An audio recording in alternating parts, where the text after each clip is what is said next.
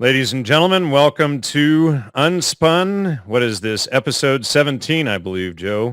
And my name is Jan Irvin, my co-host Joe Atwill. Today we're here with David Asprey of Bulletproof Coffee. Dave, welcome. Thanks for having me. I'm a fan. And I've been a fan of your work for... Hold on. We are fans of you. Well, it's mutual then. Bulletproof Coffee, and anything that actually makes a material difference in someone's life has to be lauded to the heavens. And so I just want to thank you for your ingeniousness. And I know that you've been asked this question 100 times, but I haven't actually ever listened to any of your interviews. So I'm going to ask it, and maybe some of the people out there will be glad I did. How did you actually come up with the concept of bulletproof coffee? How did all of the necessary associations to get butter and coffee together come about? Well, I used to weigh 300 pounds, and I'm at a normal body weight now, so I've lost about 100 pounds of fat.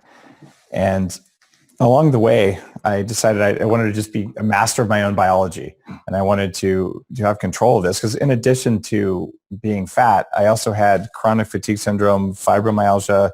I lived in a water-damaged building that gave me toxic mold exposure, which really messed with my head. Arthritis in my knee since I was 14, and I had this cognitive dysfunction. So I'm like, I'm kind of a zombie. And I decided to learn meditation. So I went to Tibet, where, of course, that's where the home of meditation is. So you're going to learn, you might as well learn from the masters. And when I was there, I was on Mount Kailash, which is a very remote part of Tibet at 18,000 feet elevation. And 10 degrees below zero, I'm freezing my ass off, almost literally. And a little Tibetan woman at a guest house gave me a little mug bowl of yak butter tea. And I drank it, and I felt this weird awareness, like crazy energy. It's like, come back to the States. And I really enjoyed it when I was there. And I tried to make it, and it tasted like crap, and it didn't work. And I ended up testing all these things, found grass-fed butter mattered. I used 10 years of anti-aging research where I've run an anti-aging group called the Silicon Valley Health Institute to add first coconut, then MCT, and now brain octane oil, which is the most powerful single MCT you can get that raises ketones the most. And when I did that and got the coffee beans that were free of the things that were causing like the jitter and anxiety in it, it was that combination, just hundreds and hundreds of individual tests and trying it out on people and testing different oils and things. I just wanted to feel like Superman every day. And eventually I zoomed in on this thing that really did change my life. And my very first blog post ever was about that because it was the most important thing I'd found. So I put it down first. What a great answer. I mean, the enlightenment from a mountaintop meets modern research technique. It is the truth. That's absolutely fantastic. And incidentally, and I don't want to just spend this whole show praising you. I know that'll get boring. Yeah, I don't need that. I can see very clearly in my, probably better than the audience can. You just look terrific. So you are a great advertisement for your techniques. Thank you. I look a lot better than I did as a kid, that's for sure. In my own case, I just hit my 4th year last month of using Bulletproof Coffee almost daily, not quite, but just about. And I was, as you know, Dave, you and I have talked about this before on my show. I was in and out of the hospital more than 40 times between between 1995 and 2009, the last time being 2009, and then getting out, coming back to the United States, starting relapsing again, getting off of grains, going on to a high-fat diet, which then stabilized and normalized everything. And wow. I haven't even had a relapse now at all in about 2 years. So it's life-changing, right? It's so cool. Yeah, and I've got some pictures of me. Maybe I shouldn't show them. I think with Dr. Tom O'Brien, I did show one of the Peru photos on screen. It was the day after I was released from the ICU from the Arequipa Private Hospital in Peru. And I was standing in the Valley of the Kings with the big monuments behind me. And right, took a photo. I weighed 114 pounds in that photograph. Wow. And right now I'm at about 160 and still slowly gaining. So I'm at, peak performance. I feel better than I have in my entire life. So really big thanks to you for cueing me into the high fat diet and all of that. It was, absolutely a life changer for me without question. I should have never made it out of Peru alive, technically. Peru can be a tough place. I had some interesting experiences there myself, but nothing quite as dramatic as you. Well, I went down there to go there for 2 weeks and visit family. My son's half Peruvian, et cetera, and then ended up spending almost a month and a half there with a week in the ICU. Wow. So, and I was glad it was the hospital there because I was in Arequipa. I had already met with the doctor the day before I was admitted, and I was rushed from Mollendo at the coast straight into the hospital in the morning. And they were ready and waiting for me. And, I had a relapse during the night. And so, it was the phone call in the morning, rush to the hospital, an hour away. But, anyway, it was a hell trip. It wasn't fun. And so, there was they wouldn't let me fly for at least a week or two after I was let out of the hospital, and then, the hospital thing and all of that. So they didn't want me dying on the airplane or something. They didn't want some international incident. It's embarrassing because they don't know where to put the body. Like airline attendants have a real issue with that. I don't know why. Yeah, indeed.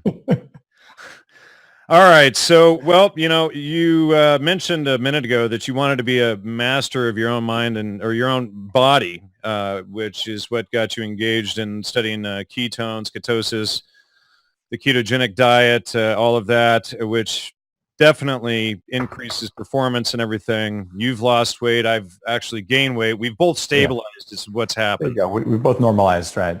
And, but going from there, there is a whole other topic with psychedelics and theogens, as many people try to call them today. And a key issue, and I had written you a couple of weeks ago regarding this issue, and you've studied my work and papers on it. Yep. And so it comes down to an issue with these substances, psychedelics and theogens, et cetera. Are we being masters of our own minds and our own bodies, or do they open us up to hypersuggestion, to cultural inculcation, and that sort of thing? And that's really a major key issue. And I don't know if you wanted to add something to that, Joe. Well, my opinion is well known. I think that psychedelics can be beneficial, but they can also be weaponized. And so I think the question of as to what the effect will be is somewhat off of the tangent, that I'd like to stay on. My feeling is that in the 1960s, LSD was part of an overall program to basically debase the culture. And I think, those that want to walk down the path can start with the pay requisition for Gordon Wasson from MK Ultra to pick up the discoverer of magic mushrooms. Yeah, to pick up the tab for his trips to Mexico.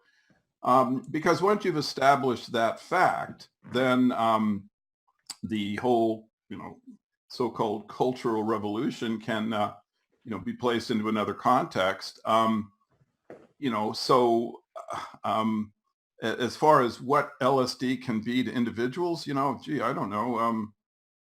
It can be many things, as many things as there are individuals, but it can also be a weapon, a cultural weapon. I think in the 60s, it was with the music and the suggestions to go to the communes and tune in, turn on, drop out.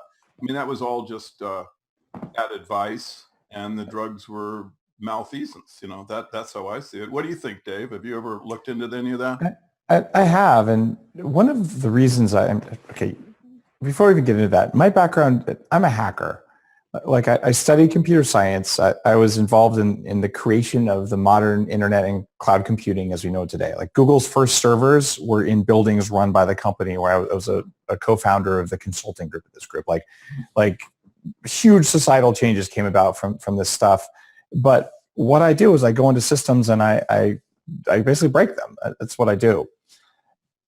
You break them so you can replace them with something better. And we use the internet and cloud computing to break something. And along the way, I learned about open source computing. And you might think, why is this guy dodging a question about drugs with open source computing? But I'll connect these dots for you. No, I think it's very clear. So okay, good. So open source computing, this is the Linux operating system on which most modern computing is based. Not what we do at home, but the stuff that's allowing us to talk to each other over the internet right now is all based in open source. Apache servers, etc. Yeah, we call it the LAMP stack. This is all open source. The reason that mattered is because we took what was the tool of big government and big corporations like IBM. You know this, Jan. One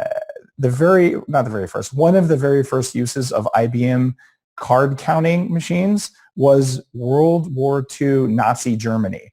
They took their big card counting machines and they used them to hunt Jews. That's what they did. And this is well known. IBM doesn't like to talk about it. And I was actually on IBM's top level advisory board when I was in my late 20s. So sorry to my friends at IBM. You didn't do it, but your company did. That doesn't mean your company is evil now, by the way, although sometimes you do evil things. But when you look at that stuff, computers can be used for us or against us. And when you look at any biohacking technology, the whole reason I call this biohacking is what do hackers do? They take technologies that are owned and run by big corporations who do not have our interests at heart, and they either break it or they take control of it and they use it for our benefit instead of theirs, right? So what did Linux do to the big companies? Well, it kind of destabilized Microsoft. It was one of the reasons Microsoft lost the data center wars and why we have a lot of the abilities we have today. That's not to say Microsoft is good or bad. It's just to say that people needed control of their own stuff. So by talking about technologies that can be used to completely screw up people or potentially to help them, but definitely to change them, I'm shining lights on something that otherwise is unknown. For instance, sound. We talked about music. I had Stephen Porges on my show. This guy is an amazing scientist. It's one of my favorite interviews ever.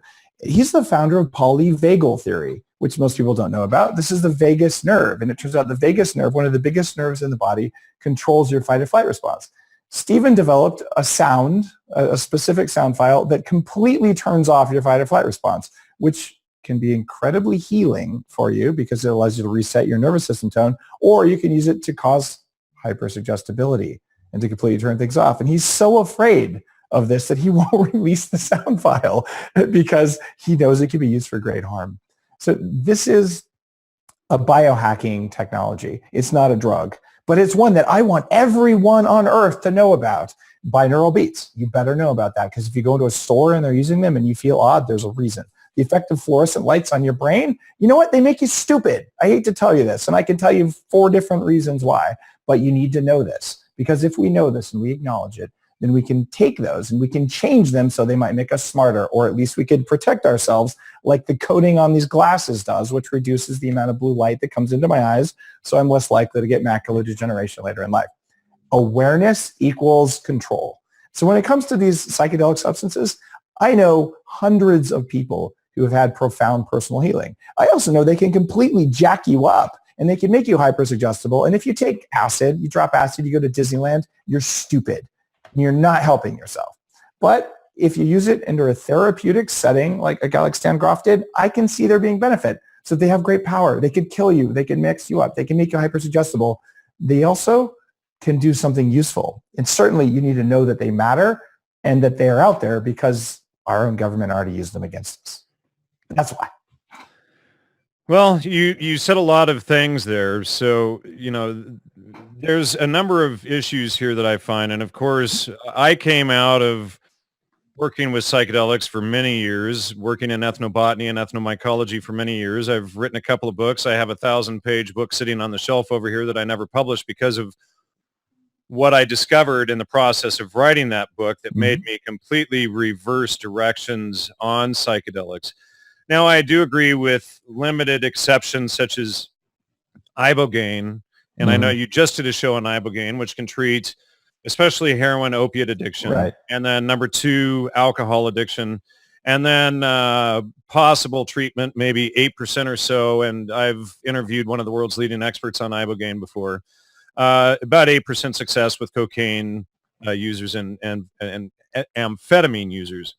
So I agree that there is some use, but the spiritual and recreational use. Now, I've written an article in Theogens, What's in a Name, that shows how the CIA intentionally remarketed what were at the time called psychotomimetics, mimicking psychosis, or schizophrenogens, generating schizophrenia.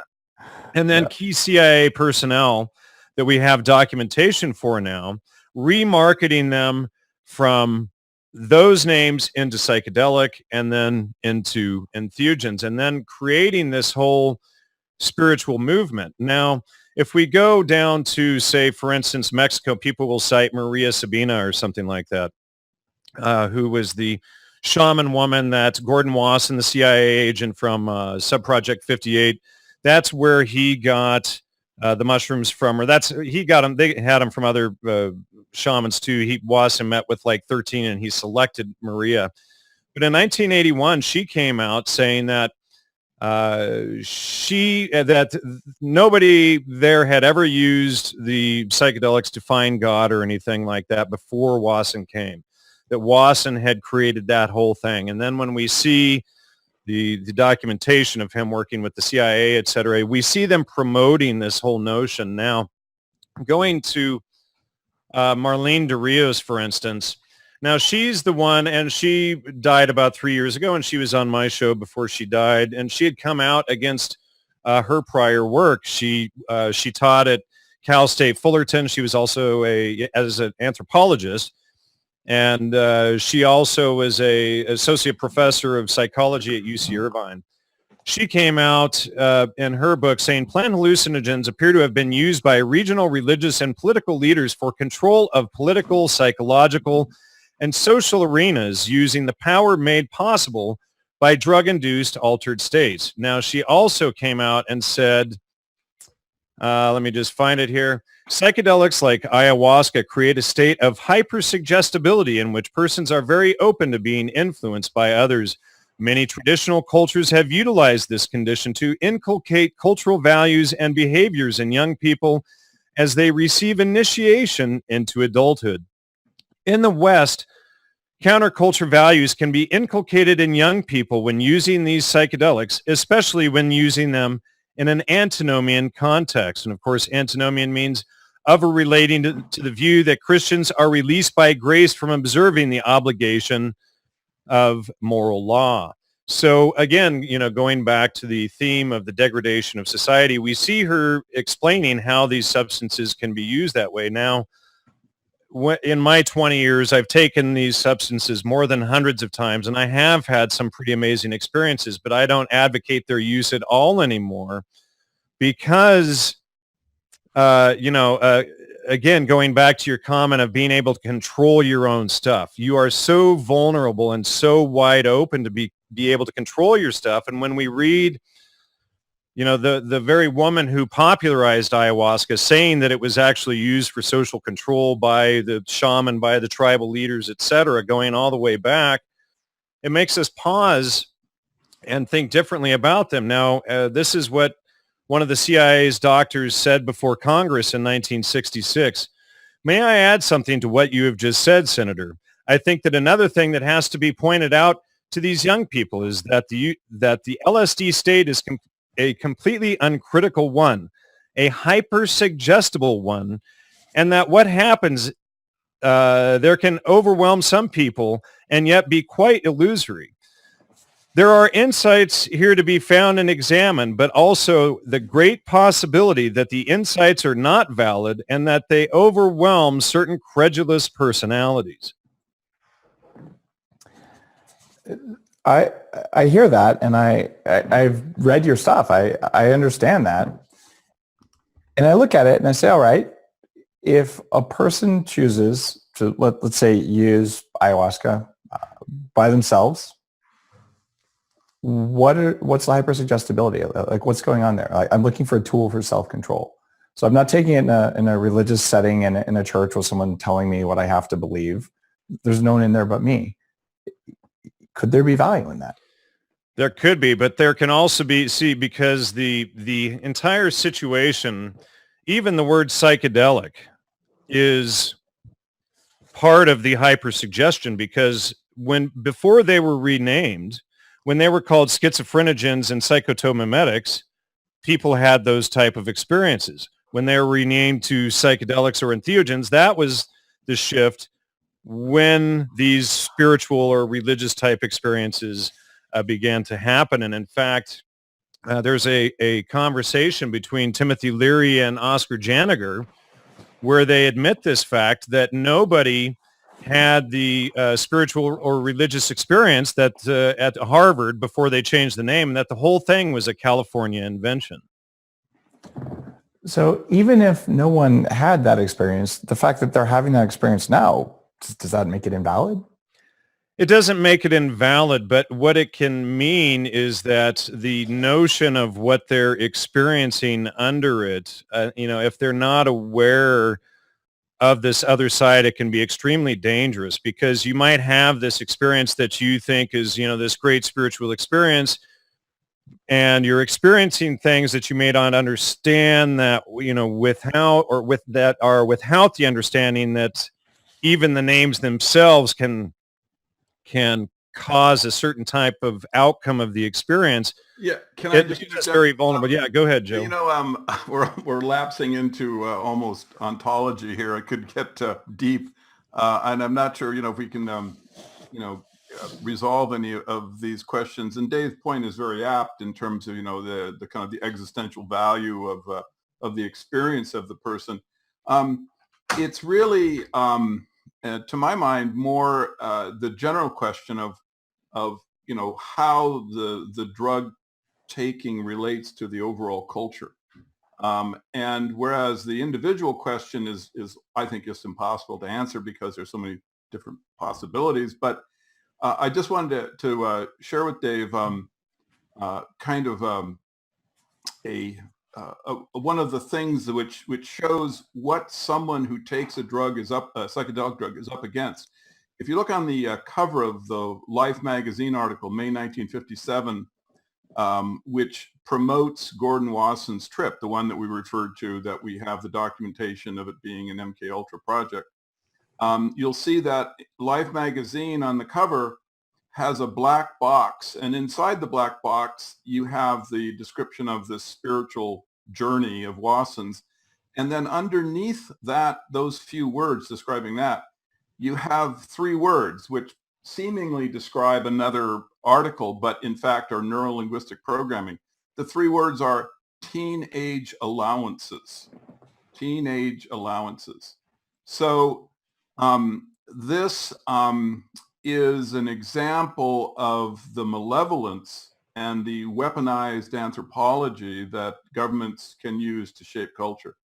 And then not to mention Wasson's daughter being used in the magazine. She was actually described as a teenager taking the drug. So you have that kind of reinforcement of the concept. But so this is the the information that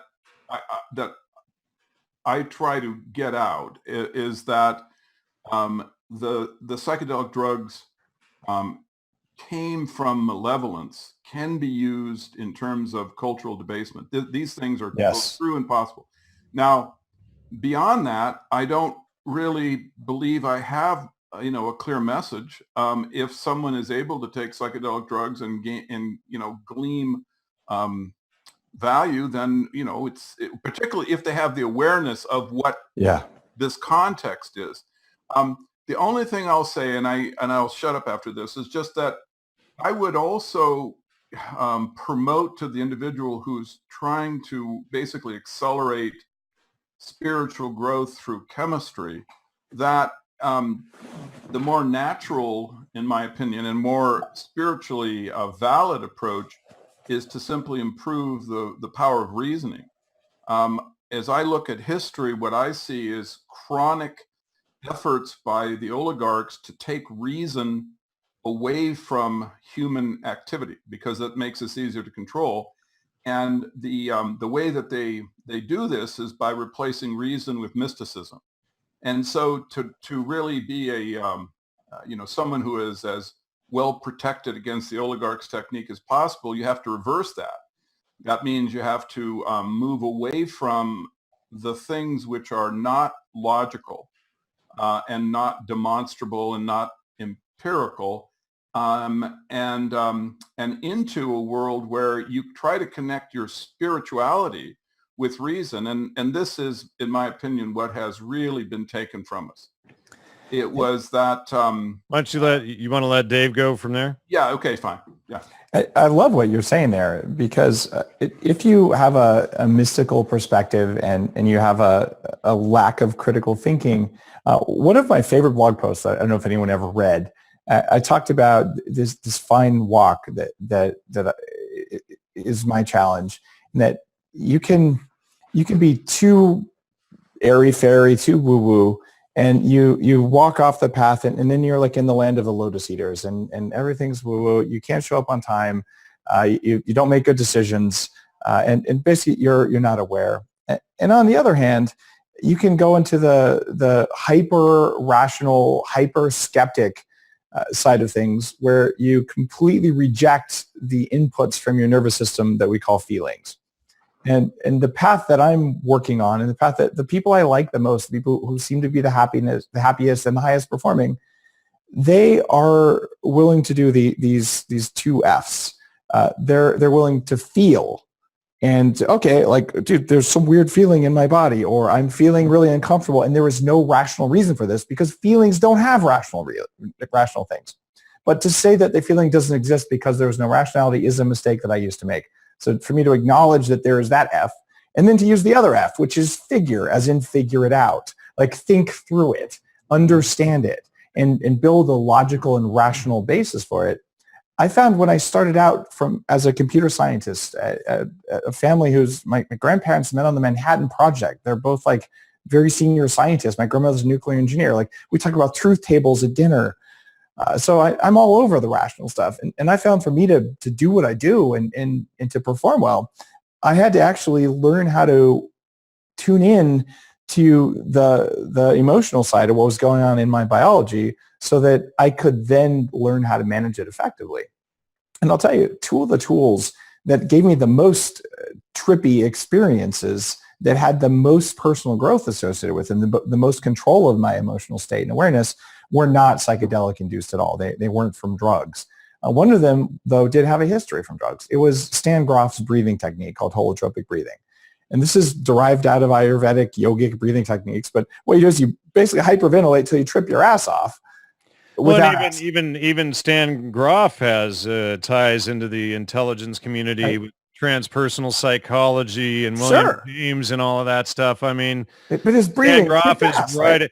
Yeah, but I mean, when we look at the agenda behind him and some of the people who were promoting these things, then we start getting into some pretty dark and nefarious stuff. So again, the question for me is, all right, the history of orgasms. If you go back, these were called hysterical paroxysms, and they were only administered by doctors who had giant vibrators on the ceilings above their medical tables, and they would hold it right in the right spot on the woman, and magically she wouldn't be depressed for almost 2 weeks until she came back to the doctor.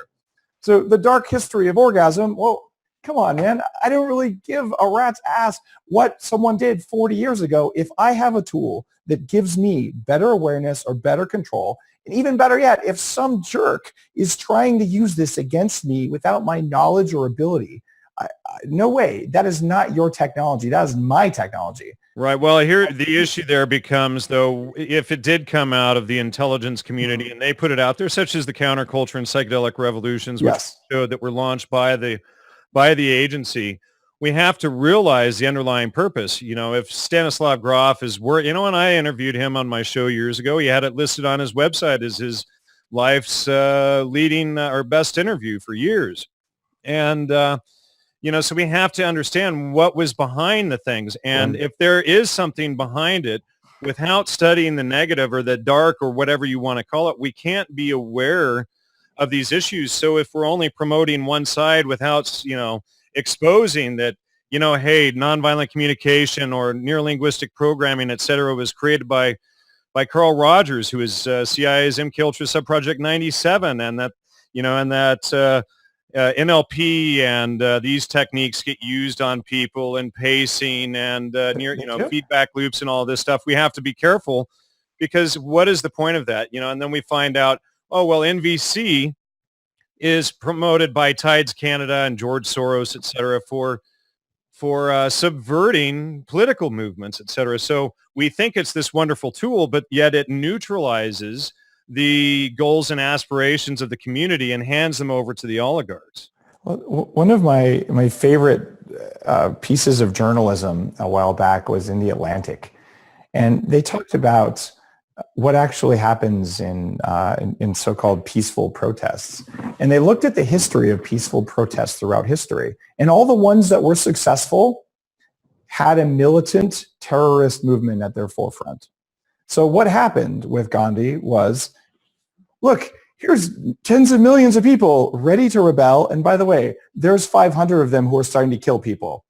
Without the 500 who are starting to kill people, the peaceful stuff doesn't work. And like, this is actually statistically shown. It was a very neat article. I wish I could remember who wrote it. But what they're talking about there is there is a thing that will be spoon-fed to you. And if you use critical thinking about this, you realize the people who are in power, they're going to get out when there is a, quote, nonviolent thing with the threat of violence. And if the threat of violence isn't there, it doesn't actually work, right? And so I'm with you there. You can use these things to turn off things that need to happen, frankly. Like when things are at a certain state, people will rebel.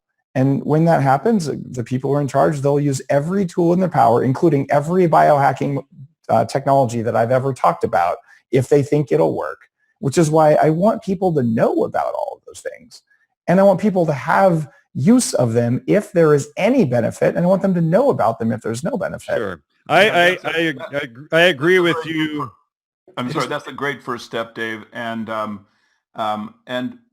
needs to be pointed out that the techniques of the oligarchs generally make ill use of good things. There you go. When Ken Kesey decided to take the bus around the United States and give LSD out to children, he didn't paint pictures on the bus of people in chains in a mental asylum. It was all this lovely day glow colors and fantastic images and things. Now that dream world is, seductive and can be a nice fantasy to enter into, but you can also weaponize it. And so that's scary as hell. I mean, anyone who's ever had a bad trip on this stuff, it can cause lasting psychosis. Yeah. You look at H.R. Giger, the guy who the set on Alien was the artist behind that stuff. These kind of disturbing connections between like reptiles, humans, and technology all merged together. In fact, a lot of people have theorized that he kind of took a bad trip and got stuck there. And his art is what comes out of that. Like, that is not a happy place to be stuck, right? Like, sure. And I say this, and anytime I've written about hallucinogens or whichever word you prefer for them, is that like, don't with that stuff, because it is both extremely powerful and it's extremely dangerous. And if you think you're going to go to a party and do this stuff, I think you might have very unpleasant consequences, and some of which, for sure. Dave, I wanted to go in a slightly different direction for a bit. Okay, so you have,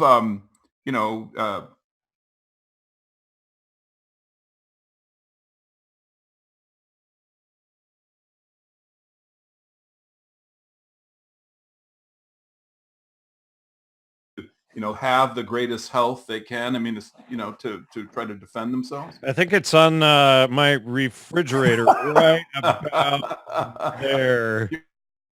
One or the other. Right, but what I'm saying is in the case of glyphosate, there's definitely some malfeasance, because someone who's looked at what happens when that stuff interacts with our nervous system has to be like pulling his hair out. But whether that guy got killed by someone who's trying to make money or some other thing, I don't know. Like, I can't tell you. I can tell you that the stuff is evil. We need to not put it in our food. We need to not spray it around our planet.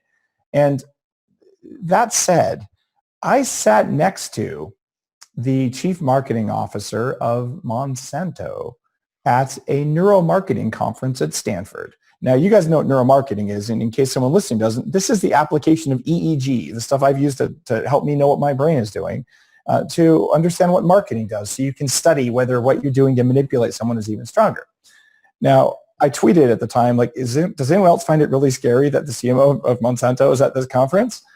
But I talked to the guy because I didn't do the, you're evil kind of sign to him.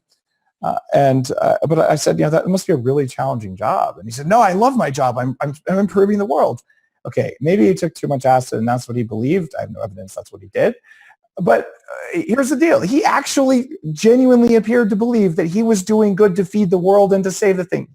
He was not, in my opinion. However, he believed he was. He didn't seem like he was a bad guy, even though he might have been doing, in fact, I argue he is doing enormous evil. Well, and see, that's the awareness factor, though, that comes in that we're talking about. Critical thinking. It's being aware of the negative in GMO and, hey, feeding people GMO grains and all of this stuff isn't making anything better. It's slave food. Like that's what it was designed for in Egypt. It is. And I don't, I can help lots of people know that. And I'm like, if we know this, and if we have technologies like ketones that help us turn our brains back on, and other things like neurofeedback, like heart rate variability, or your phone teaches you what your nervous system is doing so you can have more control over whether you're reactive or whether you're cognitive in your response to something, like that is valuable stuff.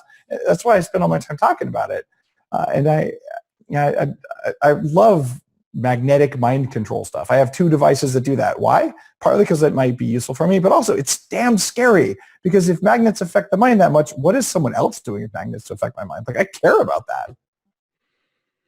Yeah. So what do you have to say to someone, Dave, who would say that running in a state of glycolysis or in a running on sugars and stuff, and they say, that's the way our brains and our systems really get energy, is from all of these sugars and all of this, carbohydrates and stuff. What do you have to say to that? That is the default mode of human metabolism. If there are carbohydrates in the diet, which there were present a lot of the time, but not always historically, it's a normal state, and it's the state you'll always run in. And I've seen some of your posts where like, this is the most evil thing ever. And I'm not convinced of that. The reason the Bulletproof Diet is a cyclical ketogenic diet is that having brief bursts of running on glucose, as well as having some dietary carbohydrate present in order to make slippery things in the body, like lubrication for certain tissues, tears, mucus, and in my own case, lining of my stomach. These are all polysaccharides, which means lots of sugars stuck together, right? The surfaces of your cells are covered in polysaccharides, which is part of our immune system. I went so low on the 0 carbohydrate thing, like 1 serving of veggies a day, in a kind of a poor attempt to replicate what we like to think the Inuit used to eat. I gave myself some food allergies because I got leaky gut syndrome because I didn't have a lining for my gut because I couldn't make the mucus. My eyes were dry, my sinuses were dry, and basically my sleep went away and I felt crappy. So I find especially women with fertility, they don't need sugar. Sugar is bad news, but they do need some carbohydrate, and they probably shouldn't be running in ketosis all the time. But if they dip into ketosis, into mild ketosis, they benefit. And the whole thing about Bulletproof, if you're using brain octane oil in your Bulletproof coffee, you can put yourself into mild ketosis, so you get the cognitive and the biological benefits of that. But unless you're treating a really serious metabolic disease, you don't necessarily need to be in this super heavy-duty nutritional ketosis. If you have cancer or some other thing, you want to go all the way. But to be like a maximally functioning human, having the ability to call on glucose as a fuel source and to call on ketones as a fuel source at the same time seems to be the best thing to do, which means don't eat a pint of Ben & Jerry's, don't eat high fructose corn syrup. Eat a yam or some white rice or something. Yeah. And those don't come with a lot of the downside that comes from eating straight sugar. Avoid sugar and avoid the common sources of starch in nature. Look, everybody wants your starch. If you're a plant, you cover yourself in poison and spikes to keep everyone from eating your starch. Otherwise, your species goes out of existence because everyone eats you, including the microbes, the bacteria, the fungus, the bugs, the slugs, the birds. Everybody wants your starch. So you just got to make yourself unpalatable. And this is why this fantastic technology we have called cooking exists to help us get rid of some of those. So try and survive on a diet of raw potatoes and raw everything, and you'll find that the plants don't really like that, and they let you know very clearly. And this is why when I recommend starches, a lot of the things that wrap our starches are bad for our brains. They're bad for our biology. I'm like, get rid of the anti-nutrients. Less of the things that make you weak, more of the things that make you strong. And if you do that, I think your ability to think critically goes up, as well as your ability to regulate your emotions. Because even if you have done all of your trivium work, you have like a badass brain.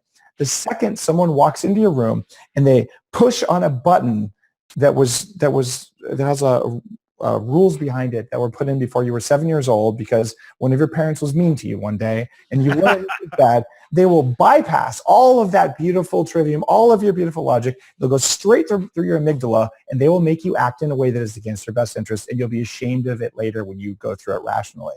So our job is to have enough energy in our systems and to have trained the system well enough so that nothing can go through the amygdala unless it's a true physical threat. Because if you lean on a hot stove, you damn well want your amygdala to pull your hand away before you can think of how hot the stove is, right?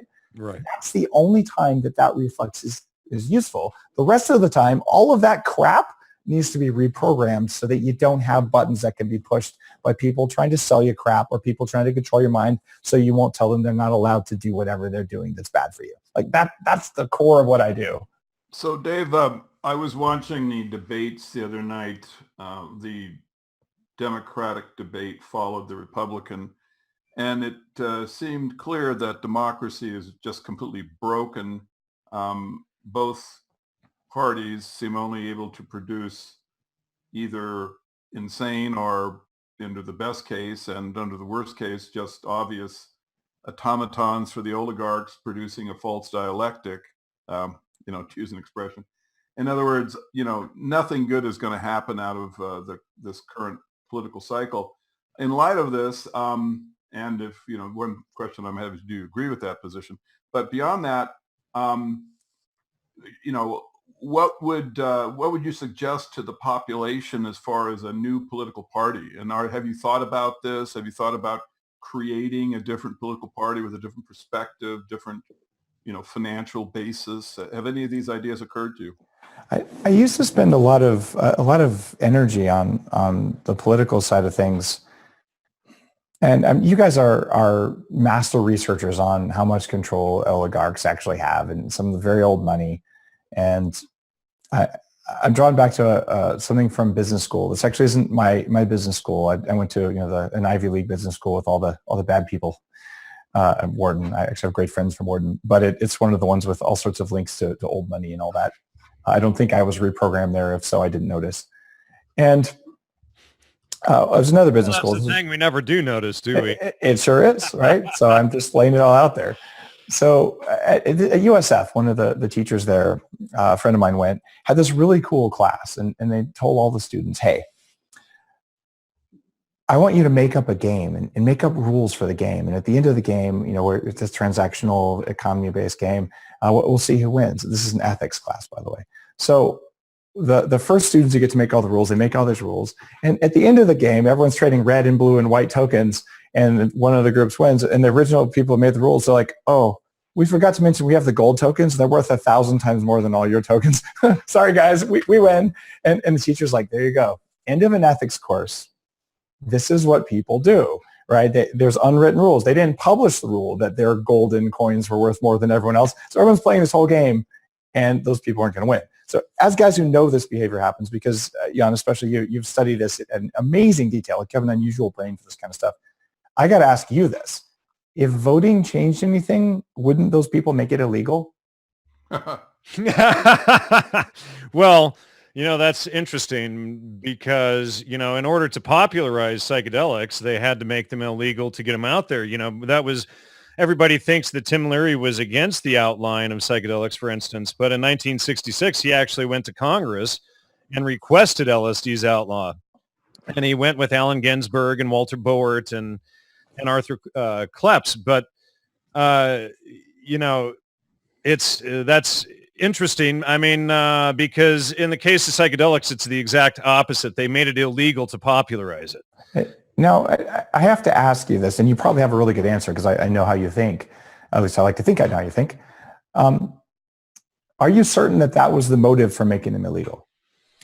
I've studied, I mean, I'm open to evidence otherwise, and I have studied that extensively. I've studied the Harvard Social Relations Department where all of these folks came out of, and that's, the core of what they were doing. And it's, reading the congressional record, et cetera, reading how, I've got 30 books in the other room that show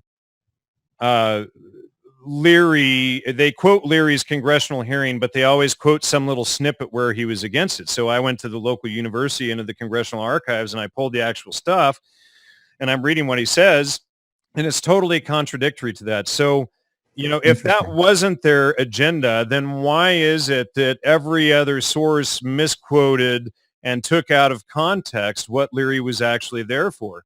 And then again, why... Leary was an admitted agent since 62. So then why not come right out and be open and honest with this stuff? But they had to lie to cover this agenda. They created this entire alternative story in history. And essentially the CIA controlled the entire conversation regarding psychedelics, hallucinogens for over 40 years because, if people knew that Leary was an agent, if people knew that McKenna was an agent, or that Ken Kesey was an agent. Now we have all of this evidence that Ken Kesey, for instance, was dosed by Gregory Bateson, who is one of the key founders of the CIA. And Bateson also worked with Terrence McKenna at the Esalen Institute. The Esalen Institute was and is a CIA front. So we have this view of the official story and then the underlying psychological weaponized anthropology theme going on in the background. So, I would just like to interject that, there isn't direct evidence, but it would be the most logical inference. If you just think about it, if the government did not make it illegal, that would have seemed very odd.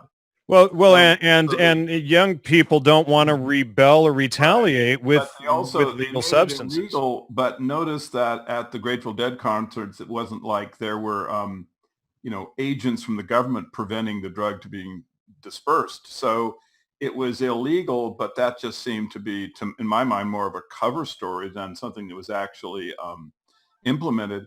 I went to high school in the late 60s, and I can guarantee you that you could just get all the LSD you wanted, and it was everywhere, and no one was really making any serious attempt to stop it. I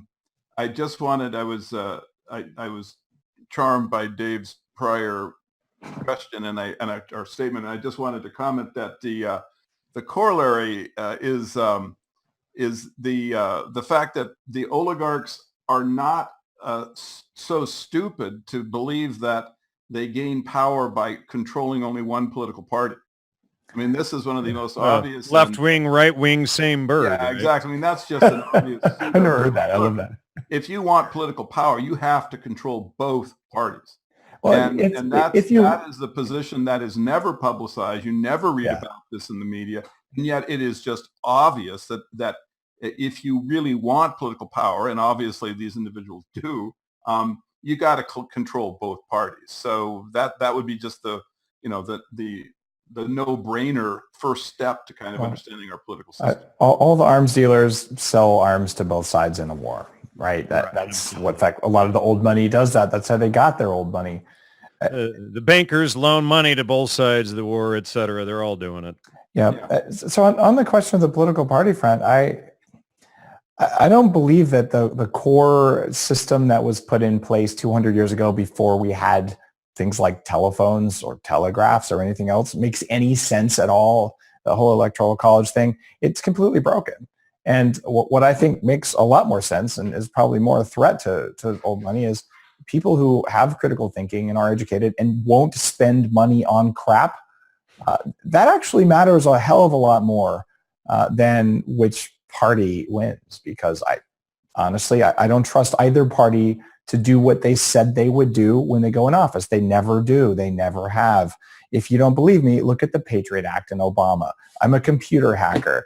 I saw exactly what happened back then. How the hell was the Patriot Act written before 9/11? It was all written. It was ready the next day with hundreds of pages. Thousands. Whether it was planned or not, I have no idea. I don't have the evidence. There's all sorts of evidence and stuff out there. That's not my specialty. I can tell you that some asshole wrote that document that should never have been written and had it waiting in the wings for some reason. Well said. Okay, and Obama said he'd kill it, and he didn't, right? You know what? Go pound sand, guys. I'm not playing your game. I'm hoping that the Democrat and Republican parties, since they are obviously, historically and fully infested with malevolence, are replaced by Uber. It's just. I don't know. Have you met Travis? I'm just kidding. I used to sit next. No, but I've Uber just strikes me as my daughter is young and highly technical, and we talk about this, that a lot of the solutions, the structure of the political world is so ossified and so wicked that perhaps the change is simply going to come out of a really informed and healthy and highly technical younger generation that can basically do workarounds on the structural evil. There's a lot of risk there, though, and that is that, say in a situation like Uber or eBay, right, there's a rating system. And the rating system is really important. If you're an Uber driver and you drop below 4.8, you're not an Uber driver anymore. If you're an Uber passenger and you drop below whatever that number is, you're not an Uber passenger anymore. And on eBay, you can't sell anything if your rating goes down like that. So we learn to trust these things, but there is no control over those things. And look at what Yelp is doing. And Yelp has been, it's a common complaint from merchants that if you're not paying your fee to Yelp, they delete your positive reviews and they only leave the negative reviews. Yeah. Well, that's a bit sketchy, right? Well, there's an episode of South Park addressing that. We have about 2 minutes left here, Dave. Okay. I didn't mean to cut you off there, Sure. but we should probably have you mention your website. And, I really appreciate you coming back on. It's good to talk to you again. Good to see you. Thank you so much, Dave, for coming on the show. It's been great. And thank you, guys. I'm not sure we came to a conclusion. I fully agree. The modern usage of psychedelics was not promoted by good people. And I'm not sure that they like the way some of them are used now. But to your point, maybe they do like it, and that's their whole goal. And I don't say I know the answer there, but I'm happy to drop my URL anyway. Dave Asprey, Bulletproof Diet, Bulletproof Radio. Go to bulletproof.com and check out the brain octane oil. That's the key ingredient along with the beans for bulletproof coffee. We didn't mention that earlier, but the toxin that's common in coffee called ochratoxin A, it bioaccumulates in 6 different parts of the brain and it inhibits mitochondrial function in studies. I believe it has no place in our food supply and I don't allow it in my coffee.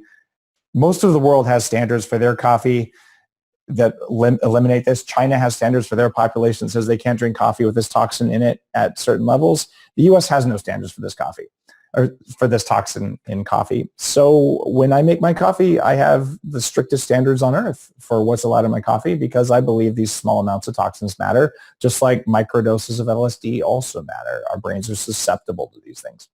So drink some clean coffee and do it with brain octane oil and you'll feel the difference. Bulletproof.com. My writing, it's all free. The Bulletproof infographic, all that stuff at bulletproofexec.com where there's almost 500,000 words and 62.5 lifetimes worth of content has been downloaded from the Bulletproof radio show. So I'm either a mass murderer because I wasted 62.5 lifetimes or not. Well, thank you very much.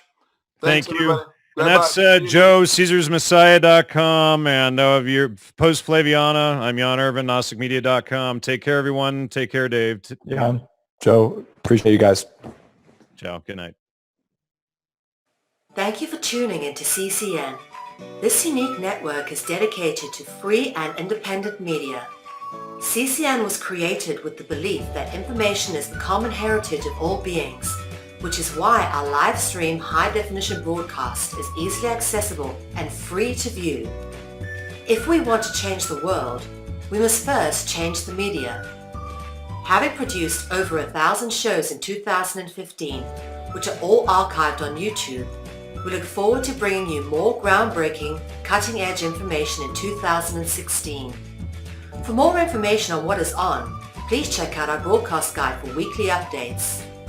CCN broadcasts in multiple languages and features some key voices of our challenging times who are all in pursuit of a free, fair, just, sustainable world. CCN belongs to you, the people. and it is up to you all to keep this network on the air. Please contribute to the Network Support Fund or visit the CCN shop. We thank you all for supporting free and independent media. Thank you for tuning into CCN. This unique network is dedicated to free and independent media. CCN was created with the belief that information is the common heritage of all beings, which is why our live stream high-definition broadcast is easily accessible and free to view. If we want to change the world, we must first change the media. Having produced over 1,000 shows in 2015, which are all archived on YouTube, we look forward to bringing you more groundbreaking, cutting-edge information in 2016. For more information on what is on, please check out our broadcast guide for weekly updates. CCN broadcasts in multiple languages and features some key voices of our challenging times who are all in pursuit of a free, fair, just, sustainable world. CCN belongs to you, the people, and it is up to you all to keep this network on the air. Please contribute to the Network Support Fund or visit the CCN shop. We thank you all for supporting free and independent media.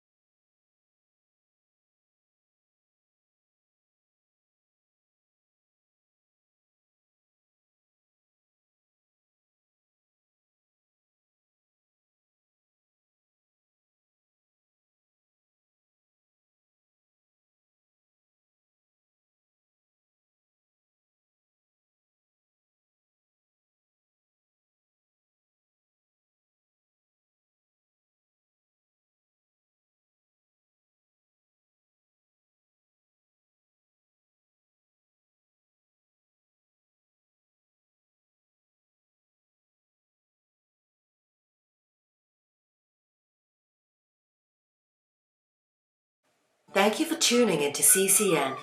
This unique network is dedicated to free and independent media. CCN was created with the belief that information is the common heritage of all beings, which is why our live stream high-definition broadcast is easily accessible and free to view. If we want to change the world, we must first change the media. Having produced over 1,000 shows in 2015, which are all archived on YouTube, we look forward to bringing you more groundbreaking, cutting-edge information in 2016. For more information on what is on, please check out our broadcast guide for weekly updates. CCN broadcasts in multiple languages and features some key voices of our challenging times who are all in pursuit of a free, fair, just, sustainable world. CCN belongs to you, the people, and it is up to you all to keep this network on the air. Please contribute to the Network Support Fund or visit the CCN shop. We thank you all for supporting free and independent media.